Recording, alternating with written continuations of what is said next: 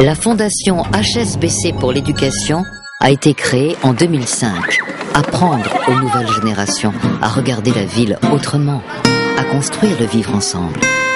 Tel est l'objectif poursuivi par MAP, l'une des associations soutenues par la fondation HSBC. Le groupe, où qu'il soit dans le monde, soutient des actions dans le domaine de l'éducation pour favoriser plus d'équité. L'éducation est un pilier, un axe de mécénat qui est soutenu par HSBC partout dans le monde, parce qu'il considère que l'éducation est un facteur de paix, qu'il faut favoriser plus d'équité pour que les pays dans lesquels est implanté HSBC soient plus stables.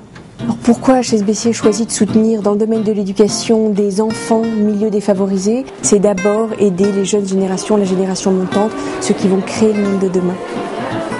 En France, on a choisi un angle particulier, qui est la culture. C'est pas le cas dans les autres pays. On est dans un profil d'éducation qui est original par rapport à beaucoup d'autres pays dans lesquels on est implanté, puisque l'éducation est gratuite en France.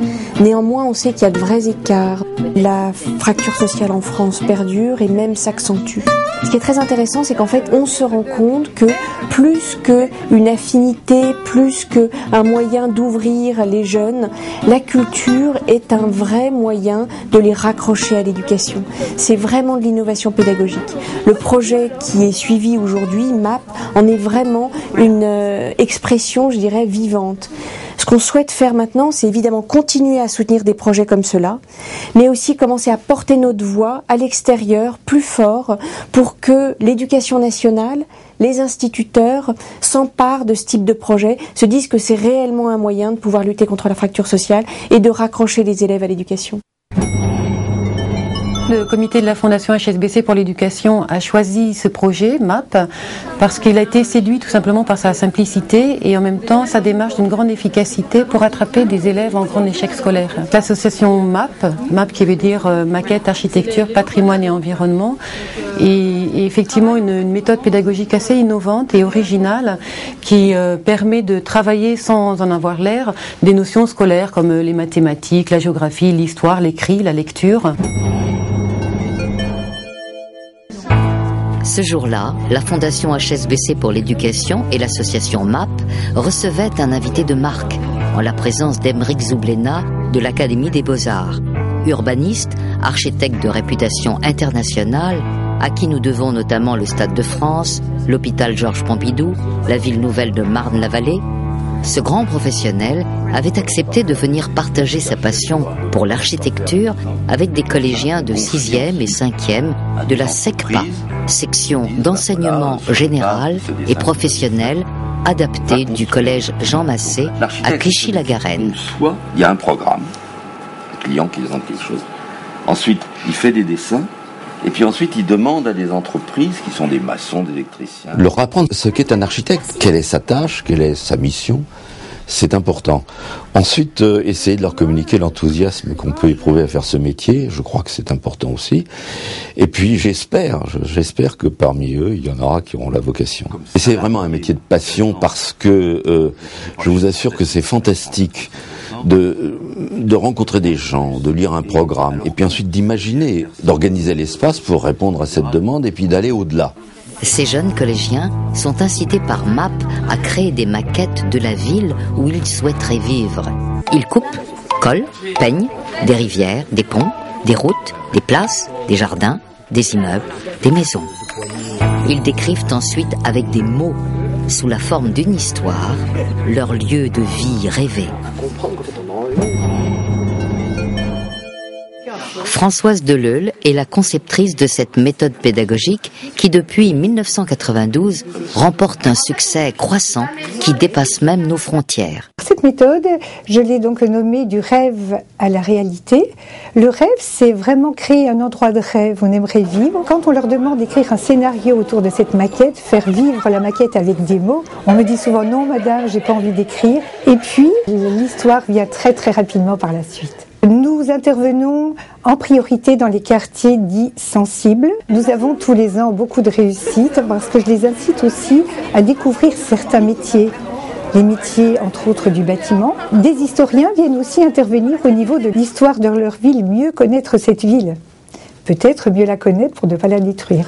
Et puis, j'ai fait intervenir des grands chefs cuisiniers, 2 nutritionnistes qui en fait m'ont incité à découvrir les métiers de bouche. Nous avons réfléchi avec les enfants, qu'est-ce qui est important pour eux dans leur santé, qu'est-ce qu'il faut pour qu'ils soient en bonne santé.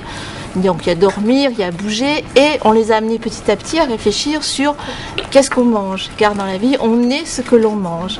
D'où l'importance de la nutrition et l'implication du nutritionniste dans le projet MAP. Moi, je suis professeure d'histoire-géographie, donc on a aussi réfléchi sur l'histoire de notre ville, qu'est-ce qu'un relief, mettre en valeur tout ça, l'architecture, comment aimer sa ville, comment la rendre plus belle. Donc ça nous a beaucoup apporté. Le but, c'est de ne pas leur apprendre les choses dans le vide. Et MAP nous permet de nous relier à la réalité. Ce sont aussi des enfants qui ont des difficultés au niveau du vocabulaire et de l'écriture.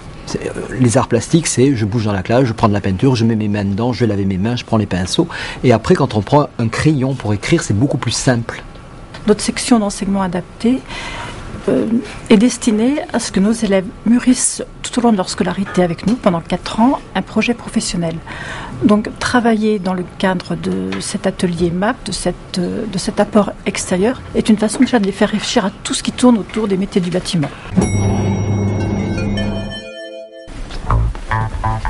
L'implication des collaborateurs d'HSBC est importante dans tous les projets soutenus par la Fondation pour l'éducation.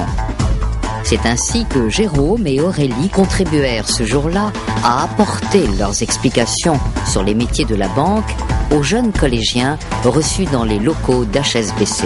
Quand on m'a proposé de participer à cette réunion, j'ai sauté sur l'occasion parce que ça me faisait plaisir et parce qu'aussi j'ai souvent eu dans ma carrière l'occasion d'avoir les parents de ces enfants comme clients.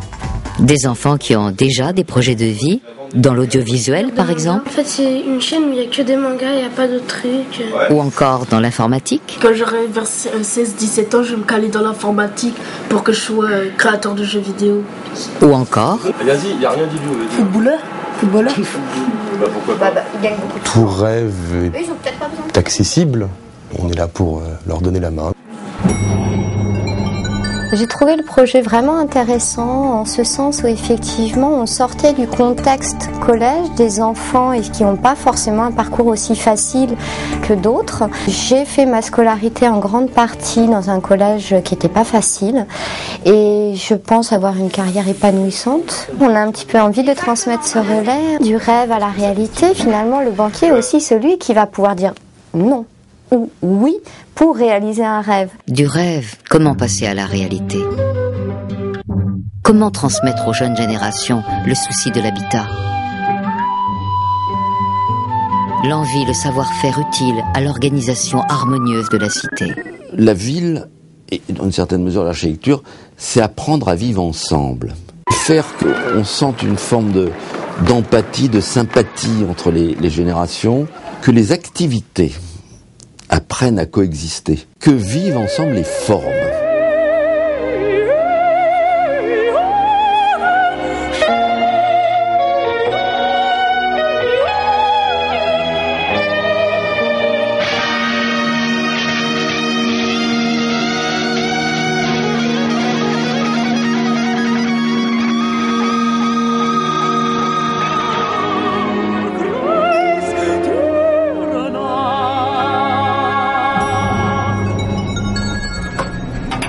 Une fois, j'ai décidé de faire une maquette de rêve. Un jour, j'ai construit des écoles, des maisons et puis j'ai fait des arbres. 1 an plus tard, il y avait des habitants qui vivaient dans une belle maison. Peu après, les écoles sont toutes terminées. Tout autour de la ville, les enfants se promènent. Tous les gens de la ville sont très heureux d'avoir une belle maison. Il y avait un grand parc pour les personnes âgées et aussi pour les enfants. La plupart des gens commencent à travailler. Aussi, j'ai colorié les sols avec de la peinture. J'ai mis beaucoup de couleurs. Voilà mon histoire de rêve.